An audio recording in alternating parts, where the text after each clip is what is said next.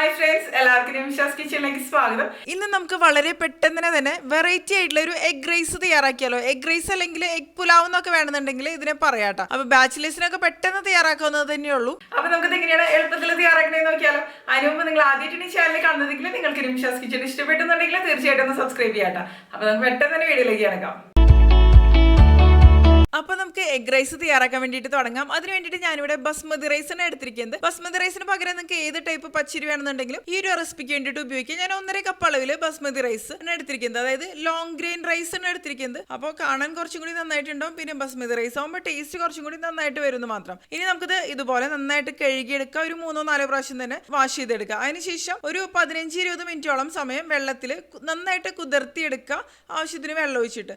അതിനുശേഷം കുക്ക് ചെയ്തെടുക്കുമ്പോഴായിരിക്കും പെട്ടെന്ന് തന്നെ ഇത് കുക്കായിട്ട് വരിക. ഇനി ഇത് നമുക്ക് മാറ്റി വെക്കുക. നന്നായിട്ട് കുതിർന്ന് വന്നതിന് ശേഷം പിന്നെ നമുക്കിത് ഡ്രെയിൻ ചെയ്ത് വെക്കാം കേട്ടോ. ഇനി ഇത് തയ്യാറാക്കാൻ വേണ്ടിയിട്ട് തുടങ്ങാം. അതിന് വേണ്ടിയിട്ട് ഞാനിവിടെ ഒരു കടായിലേക്ക് ഒരു 2 ടേബിൾ സ്പൂണോളം അളവിൽ നെയ്യാണ് ഒഴിച്ചു കൊടുക്കുന്നത്. നെയ്ക്ക് പകരം നിങ്ങൾക്ക് വേണമെന്നുണ്ടെങ്കിൽ എണ്ണയാണെങ്കിലും ഉപയോഗിക്കാം, നെയ്യ് താല്പര്യമില്ലെങ്കിൽ. ഇനി ഇതിലേക്ക് ഹോൾ സ്പൈസസ് ചേർത്ത് കൊടുക്കുക. 2 ചെറിയ കഷ്ണം കറുകപ്പട്ട, അതുപോലെ ഒരു 6-7 ഗ്രാമ്പു, ഒരു 5 ഏലക്കായ, പിന്നെ ഒരു 10-12 കുരുമുളക്, അതായത് മുഴുവനോട് കൂടിയ കുരുമുളക്. ഇത് മുഴുവനായിട്ട് നമുക്ക് ഇതിലേക്ക് ചേർത്ത് കൊടുക്കുക. പിന്നെ ഹോൾ സ്പൈസസ് നമ്മൾ ചേർത്ത് കൊടുക്കുന്ന സമയത്ത് അളവ് ഒരിക്കലും കൂടിപ്പോകരുത്. കൂടിപ്പോയി കഴിഞ്ഞാൽ റൈസിൻ്റെ ഒരു ടേസ്റ്റ് നന്നായിട്ട് വരില്ല കേട്ടോ. ഇനി ഇത് മുഴുവനായിട്ട് ഇതിലേക്ക് ചേർത്ത് കൊടുത്തിട്ട് നമുക്കൊന്ന് വഴറ്റിയെടുക്കാം.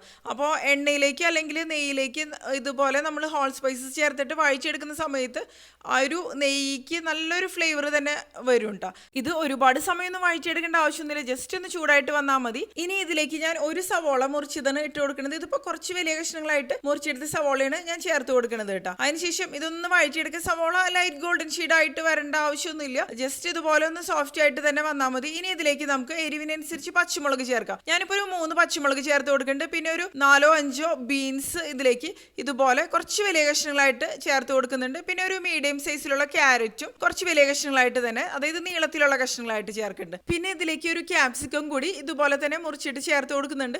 അപ്പോൾ ക്യാപ്സിക്കം ചേർത്ത് കൊടുക്കുമ്പോൾ നല്ലൊരു ഫ്ലേവർ തന്നെ കിട്ടുന്നുണ്ട് ഈ ഒരു റൈസിന്. അപ്പോൾ കളേർഡ് ക്യാപ്സിക്കം വേണമെന്നുണ്ടെങ്കിൽ നിങ്ങൾക്ക് ഈ ഒരു റെസിപ്പിക്ക് വേണ്ടിയിട്ട് ഉപയോഗിക്കാം.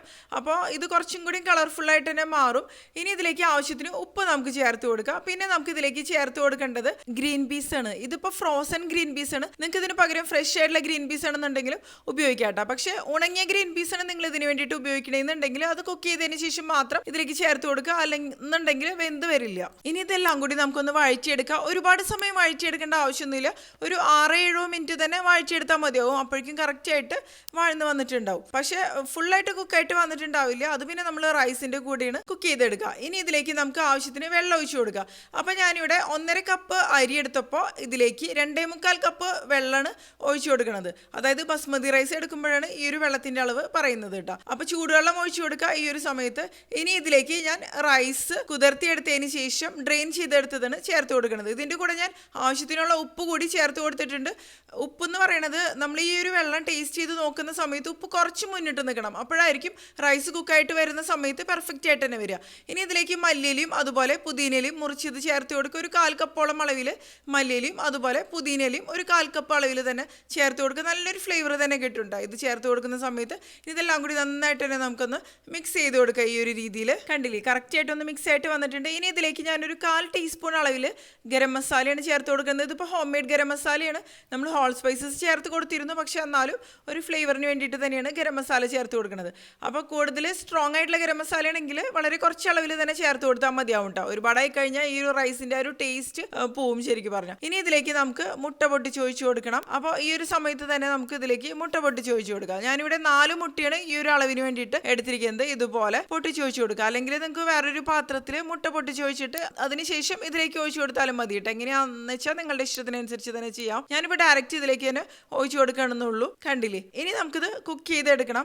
അപ്പോൾ കുക്ക് ചെയ്തെടുക്കുന്ന സമയത്ത് ലോ ഫ്ലെയിമിൽ വെച്ചിട്ട് ഒരു 10 മിനിറ്റ് കുക്ക് ചെയ്തെടുക്കുക. അപ്പോഴേക്കും മുട്ടയും കുക്കായിട്ട് വന്നിട്ടുണ്ടാവും, അതുപോലെ റൈസും കുക്കായിട്ട് വന്നിട്ടുണ്ടാവും. ഇത് ഇളക്കി കൊടുക്കേണ്ട ആവശ്യമൊന്നുമില്ല, അല്ലാതെ തന്നെ കറക്റ്റായിട്ട് കുക്കായിട്ട് വന്നിട്ടുണ്ടാവും. അടിയിലൊന്നും പിടിക്കൊന്നുമില്ല കേട്ടോ. അപ്പോൾ ഇടയ്ക്കൊന്ന് തുറന്ന് നോക്കുക, അതായത് തുറന്ന് നോക്കുന്ന സമയത്ത് വെള്ളം ഉണ്ടോ എന്ന് നോക്കുക. വശങ്ങളിൽ നിന്ന് ഒന്ന് നോക്കി കഴിഞ്ഞാൽ നമുക്ക് അറിയാൻ പറ്റും വെള്ളമുണ്ടോ, റൈസ് കുക്കായിട്ട് വന്നിട്ടുണ്ടോ എന്നൊക്കെ. എന്നൊക്കെയുള്ള ഒരു കാര്യം. നമുക്കൊന്ന് തുറന്ന് നോക്കിയാലോ. കണ്ടില്ലേ, ഇപ്പൊ എഗ്ഗൊക്കെ കറക്റ്റ് ആയിട്ട് കുക്കായിട്ട് വന്നിട്ടുണ്ട്. ഈ ഒരു രീതിയിൽ ഇതുപോലെ തവി വെച്ചിട്ടൊന്ന് റൈസ് ഒന്ന് പതുക്കെ ഒന്ന് മാറ്റി നോക്കാം കേട്ടോ.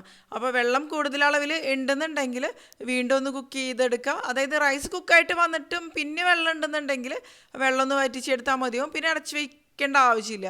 അല്ലാന്നുണ്ടെങ്കിൽ ഒന്ന് അടച്ചു വെച്ചിട്ട് കുക്ക് ചെയ്ത് കഴിഞ്ഞാൽ റൈസും പെർഫെക്റ്റ് ആയിട്ടുള്ള രീതിയിൽ തന്നെ കുക്കായിട്ട് വരും. ഇപ്പോൾ റൈസ് കറക്റ്റായിട്ട് കുക്കായിട്ട് വന്നിട്ടുണ്ട്. വെള്ളവും ഇല്ല, വെള്ളവും കറക്റ്റായിട്ട് തന്നെ വറ്റി വന്നിട്ടുണ്ട്. ഇതിപ്പോൾ ഞാൻ ഇടയിൽ ഇളക്കി കൊടുക്കുക അങ്ങനെയൊന്നും തന്നെ ചെയ്തിട്ടില്ല. എഗ്ഗും കറക്റ്റായിട്ട് കുക്കായിട്ട് വന്നിട്ടുണ്ട്. നിങ്ങൾക്ക് കാണുമ്പോൾ തന്നെ അറിയാൻ പറ്റും. റൈസ് തീരെ കുഴഞ്ഞൊന്നും പോയിട്ടൊന്നുമില്ല. പെർഫെക്റ്റ് ആയിട്ട് വെന്ത് വന്നിട്ടുണ്ട്. വെന്ത് വരണം, അത് നിർബന്ധമുള്ള കാര്യമാണ്. വെന്തിട്ടില്ല എന്നുണ്ടെങ്കിൽ ഒന്നും കൂടി കുറച്ചും കൂടി സമയം ഒന്ന് കുക്ക് ചെയ്തെടുത്താൽ മതിയാവും. ഇപ്പോൾ എഗ്ഗ് നല്ല സോഫ്റ്റ് ആയിട്ട് തന്നെ കുക്കായിട്ട് മാറിയിട്ടുണ്ട്. അപ്പോൾ നല്ല അടിപൊളിയായിട്ടുള്ളൊരു റൈസ് തന്നെയാണ്. നല്ല ഫ്ലേവറോട് കൂടിയ ഒരു റൈസിൻ്റെ റെസിപ്പി തന്നെയാണ് ഇതെന്ന് പറയുന്നത്. സാധാരണ നമ്മൾ എഗ് റൈസൊക്കെ തയ്യാറാക്കുന്നതിൽ നിന്ന് കുറച്ച് വ്യത്യസ്തമായിട്ടുള്ളൊരു റെസിപ്പി തന്നെയാണ്. അപ്പോൾ ഇത് നിങ്ങൾക്ക് ഇഷ്ടപ്പെട്ടെന്നുണ്ടെങ്കിൽ തീർച്ചയായിട്ടും നിംഷാസ് കിച്ചൺ ഇതുവരെ സബ്സ്ക്രൈബ് ചെയ്തിട്ടില്ലെങ്കിൽ തീർച്ചയായിട്ടും ഒന്ന് സബ്സ്ക്രൈബ് ചെയ്യാം കേട്ടോ. അപ്പോൾ ഞാനൊരു 10 മിനിറ്റും കൂടി ഇതൊന്ന് അടച്ചു വെച്ചു. അതിനുശേഷമാണ് തുറക്കണത്. അപ്പോൾ കുറച്ചും കൂടി ഫ്ലേവേഴ്സൊക്കെ നന്നായിട്ട് തന്നെ വരും. പിന്നെ നിങ്ങൾക്ക് വീഡിയോ ഇഷ്ടപ്പെട്ടെന്നുണ്ടെങ്കിൽ നിങ്ങളുടെ കൂട്ടുകാരിലേക്ക് ഒന്ന് ഷെയർ ചെയ്യാം. അതുപോലെ വീഡിയോ ലൈക്ക് ചെയ്യാനും നിങ്ങളുടെ അഭിപ്രായങ്ങൾ കമൻറ്റ് ചെയ്യാനും പിന്നെ നിംഷാസ് കിച്ചൺ സബ്സ്ക്രൈബ് ചെയ്യാതിരുന്നുണ്ടെങ്കിൽ വീഡിയോ ഇഷ്ടപ്പെട്ടെന്നുണ്ടെങ്കിൽ തീർച്ചയായിട്ടും സബ്സ്ക്രൈബ് ചെയ്യാം. അപ്പോൾ നമുക്ക് മറ്റൊരു അടിപൊളി റെസിപ്പി ആയിട്ട് വീണ്ടും കാണാം.